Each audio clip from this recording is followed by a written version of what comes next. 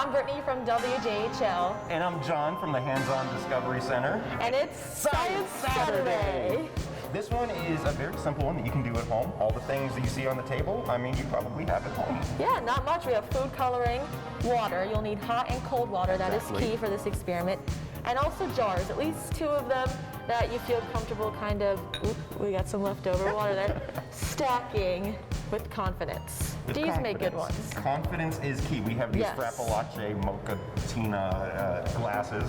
That John drank all of them before we did this experiment, so he Super has a lot of buzzed on energy. Now you mentioned water. This dihydrogen monoxide is important that you have 2 different variables separating them. You mentioned we were using hot and cold. You have cold water in your picture there. I have hot.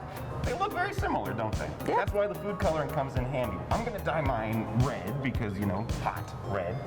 And you green. Should I do green? Let's do Go for green. it. Just add a couple drops Let's in do there. green. Can I open this? Oh, here we go. And that'll take a couple seconds just to kind of mix in fully. Should have brought some spoons, but that's all right. That's okay. The less materials, the better. Exactly right. Let's clean up. And it's just water. It's fine. All right, I'm going to go ahead and fill my Frappalace jars with the hot water. You go ahead and fill both of yours with the cold water all the way to Sounds the good. tip top. You want it almost overflowing. Ooh, mine turned kind of a pinkish color. Lovely. Ooh, I stopped right in time. Perfect.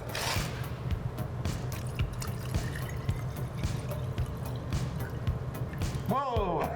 That's what I was afraid of. And now we're going to trade these. I'll give you one of my pink hot water bottles.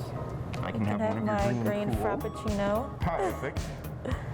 Ooh, yeah, right. that feels warm. Now here's the fun This is part. cold. As you said, we are going to flip one of the bottles on top of the other one, balance them, stack them. I'm going to take the cold water, the green bottle, and flip it on top of the pink one.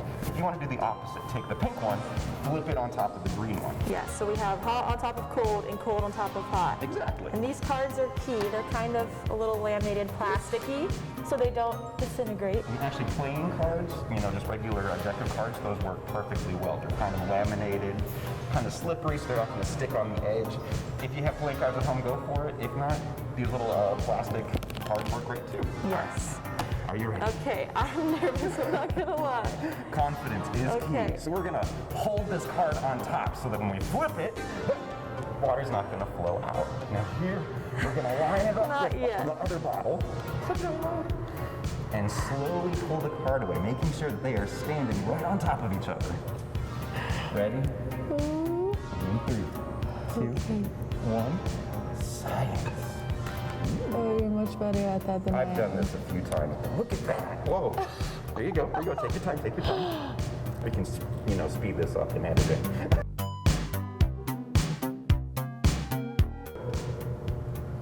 Yes! Ta-da! It took me one try! Science.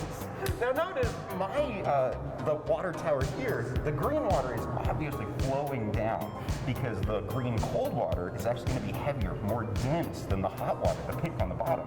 And with the pink and the green mixing together, we get this lovely grayish color as the 2 waters are mixing together. But what's happening on yours? Mine's a different story. My cold water was already on the bottom, which is more dense, so it didn't have to sink any more down. And the warmer water is less dense, so that didn't have to sink down either. So that's why mine is not moving at all, which is super cool. Colors will stay separated until the 2 waters actually come to a kind of room temperature in the middle, and then yours will look like mine. But for now, because of the slight difference in densities, the pink water is actually floating on top of the green water. Which is super cool because we can also relate this, of course, to the weather, which I love. Warm air rises. That's why we get storms, especially in the summer. As soon as that sun heats the ground, that warm air rises, and that's why you saw that warm air trying to rise, or warm water, I should say, trying to rise up in this bottle.